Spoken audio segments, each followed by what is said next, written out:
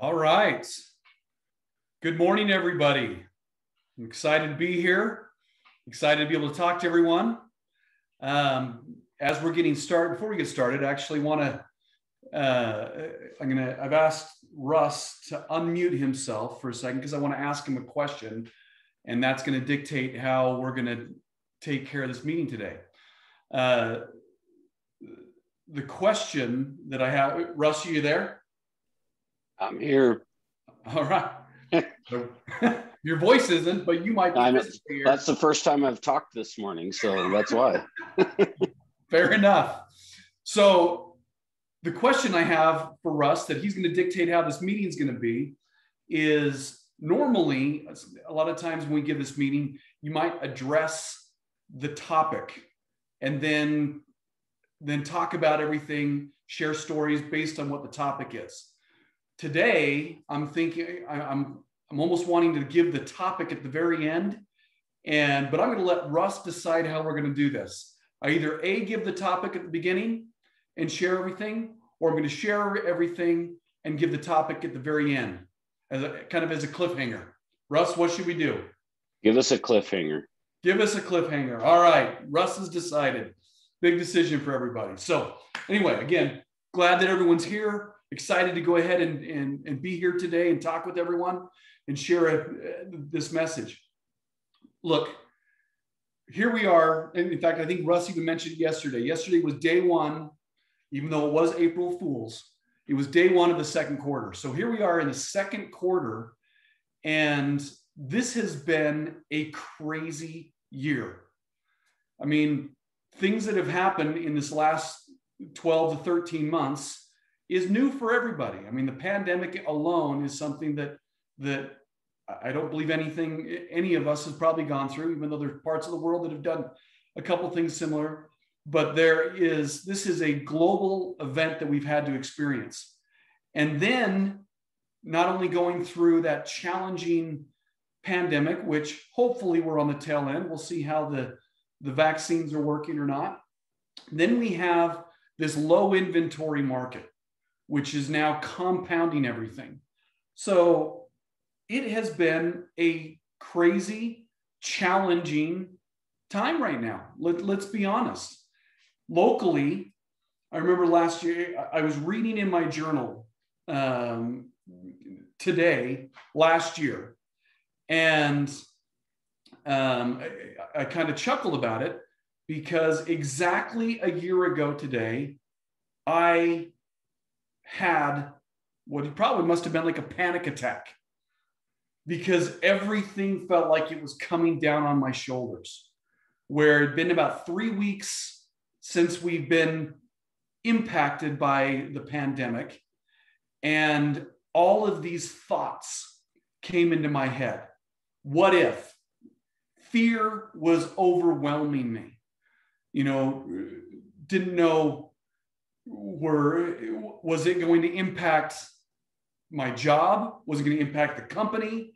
Was it going to prevent me from paying bills? I wasn't prepared like I wanted to be. I didn't have, we are here in Utah. So here in Utah, you got to have food storage, right? That's part of the application to be able to live here. I didn't have the food storage that I wanted to have, kind of a supply of food, or in the event of some type of emergency, basically emergency preparedness. I wasn't where I want to be. I wanted to have more reserves financially. I wanted to have more of a reserves from even just your mortgage, having things set aside that if you didn't have an income for a period of time, that you had a place to stay. So everything all of a sudden at once just overwhelmed me. And when that happened, fear took over. Now, the good thing about this is I recognized it very quickly. And when I woke up that day with that fear throughout the night, and I woke up, I said, what are the things that you are prepared to change prepared to grasp hold of. And then I also shifted the fear and started focusing on gratitude. I started focusing on all the things that were very good in our life, even though we were having this challenge that we were faced with. And my mind was taking control of saying, what if? What if? Nothing had happened. I was able to pay my mortgage. I was able to pay my bills. I had some money in the bank, just not as much as I would like. I had some food storage, not as much as I would like. So nothing had happened, but we saw the effects of it.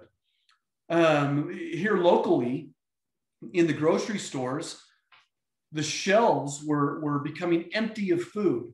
So again, just this fear, I don't have what I need in the event if something were to go extremely, extremely wrong. So when things become that difficult, what is it that we do? When they become so scary for us, oftentimes we become paralyzed and we are afraid to even move forward. However, we're not up against a roadblock. When I look at my journal, I look back and I wrote, there were a couple of things that I wrote. I said on here, I will take action. That was a powerful thing for me. And I had action. You can see, probably can't see it too much, but it was bolded in big, huge letters. I will take action. I will not stop and let things control me. I will take control myself. I put on there that I will have gratitude, causing myself to shift my mind. And then I wrote something that was pretty interesting about a book that I want to read. It's called the Pound the Stone. The book is talking about a stone takes 101 hits in order to break a stone. It's not the one big pound that does it. It's the consistency of tapping on the stone before it will break. Now, is it possible if you hit hard enough, it will still break? Of course. But generally, it's the consistency and not giving up that will break the stone. And then I wrote this: tough times don't last, but tough people do. Think about that. There have been tough times throughout history, extremely difficult times. And I'm sure when you're going through those challenging times, you probably feel like the times will never end. But the tough times do not last forever. Eventually, the things turn around, and you become better for that difficult challenge that goes through in what's being done. I was speaking with a family member a couple of weeks ago, and similar to kind of what we're talking about, they were extremely overwhelmed, and everything that they were trying to do felt like they were coming to the end. I mean, they were describing one of the challenges that just their house wasn't as clean as they wanted it to be. So taking the time to start cleaning the house seemed overwhelming, because if they took the time away from cleaning their house, then they weren't able to get their work done that they felt like they were behind on. And then they had several other things that they also needed to do, and they didn't know where to start. And so they just had this overwhelming fear, and it was preventing them from doing anything. So they became paralyzed. So this is the one thing I want you to write down. So grab a pen, and you've heard this before, but I want you to write it down today in big letters. Focus on what you can control. Think about that. There are so many things that are going on right now that we can control, and more of the things going on that we can't control. So when I use the example of the fear that I was having last year and the potential what if questions, well, everything that transpired that I was fearful of didn't happen. But what was not only by shifting my mindset and having the gratitude and taking action on certain things, I started focusing on what I could control.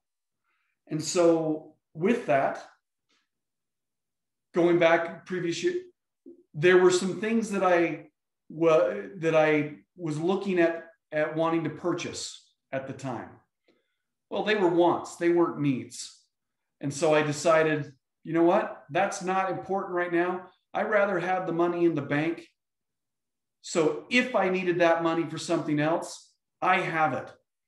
I was able to control, again, one of my fears, would I be able to make that mortgage payment if that was an ongoing thing? Well, if I spent that money on something else and that took away from my mortgage payment, then that was something in my control. So that simple little choice of choosing not to purchase one thing because I wanted to have reserves for a mortgage payment, if that's what it was, gave me more control over my own situation. I was able to go ahead and say, you know what? Taking action, okay? Showing more gratitude. I took a conscious effort to vocalize more things of what was happening in my life, of where I had gratitude, and it was able to change my mindset. So the fact of taking action and implementing certain things is a powerful resource that you are able to control. I mean, the things that are going on right now, can we control whether we're going to be, if the COVID is going to be going away anytime soon? Yeah, there's things that you might be able to do to help do it. I mean, if the vaccinations truly have the impact that hopefully they have, you know, you might have an argument that the more people that get vaccinated, the sooner this might get behind us. I don't know if that's the answer or not, but is that something you have the ability to decide if you're going to do that or not? You have the ability to change your own position financially by, if you're wondering, wow, this market is low on inventory. Well, one thing you can control is you can control physically on deciding, am I going to work today or not? Now, I know that I'm preaching to the choir because everyone's on the phone right now are already looking at those nuggets and they're applying those things that other people may not be doing. But when you decide of saying, I'm going to do X, I'm going to do Y, it ends up freeing you up. It releases the chains that often bind us because of fear. That is a powerful, powerful position.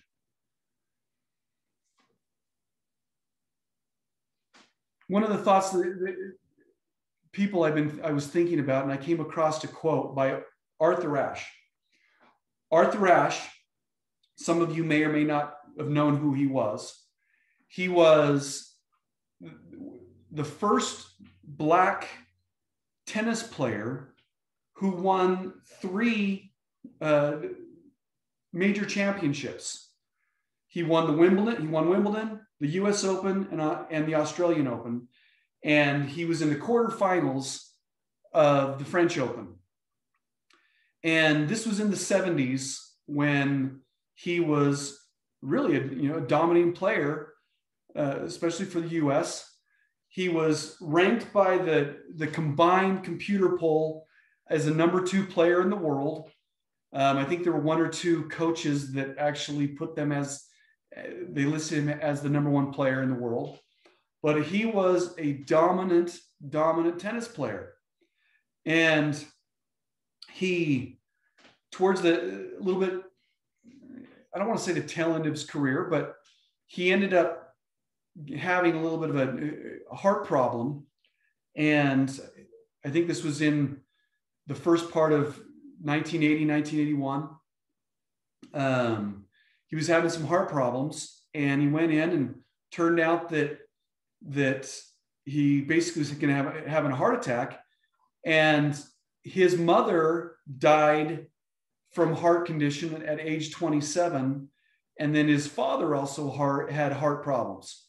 And so heart issues were in part of his, he grew up with that as an issue, and it's going to affect his body as well. So he ended up having some heart surgery that was done, and it seemed to temporarily control some of the issue for, I believe, a couple of years. And then it came back, and he ended up having a quadruple bypass surgery because two of his arteries were completely shut down. He had a third one that was at 95%, only 5% capacity, and then another one that was only working, I think, at 50%. So basically, he was about gone. So he had a quadruple bypass surgery, and the surgery seemed to work. Well, one of the problems that happened, especially at the time in the early 80s of the surgery, well, he ended up contracting AIDS and becoming HIV positive, which eventually took his life. And they believe that he contracted it from the heart surgery, from the blood transfusion. Anyway, he had a quote that he had. It says, "Start where you are, use what you have, and do what you can." And I like that because, especially when I shared the story about a family member of mine, that individual felt so, they were so fearful, they didn't know where to start on anything. So they didn't start on anything. They just did nothing, where they became so paralyzed. So when you talk about his quote, start where you are. Look, you might be thinking, oh, you should be further ahead in your career than you are. You know, other people are doing better than what you're doing. They started at the same time. You know, none of that matters. None of that matters. Start today. Focus on what you can control. You cannot control what somebody else is doing, but what you can control is what you are doing. So what I want to leave with you is decide today 3 things, 3 simple things that you will do today. They don't have to be big. If you're working on, if you're deciding on your health, I want you to jot down something today that is going to move you forward in taking control of your health. If that means 30 minutes, you're going to exercise. Do that. 30 minutes of exercise. Your wealth. Okay? What are you going to do today that is going to help you move forward, improving your wealth? Prospecting. We talk about this every single day. If you don't have any clients that you're working with, you've got nothing scheduled, well, then there's no reason why you shouldn't be prospecting all day long today. Every single day, we at least ask for you to prospect, talk to 30 people at a minimum. So prospecting for 2 hours. So that should already be in your goal. But I want just focus on today. Prospect for 2 hours or talk to 30 people. So we got 30 minutes of exercise, talk to 30 people. And then the last thing I want you to do is dealing with your relationships. I want you to write a card and give a card to someone that you are grateful for. Share something with somebody letting that individual know how thankful you are to them, and write them a card. Handwritten cards are so fewly used. I received one just a couple of days ago from an agent in our company. They were very grateful for the assistance that was given. It meant so much to me, the fact that someone would take the time to go ahead and share that.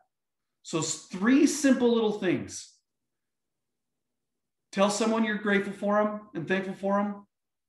2 hours of prospecting or 30 contacts, and 30 minutes of exercise at a minimum. If you're already doing those 3 things, then think of 3 other things that you can do. But that's what I'd like to leave you with today. Please do it. Show the gratitude to others. Be happy, and let's go ahead and wrap these things up.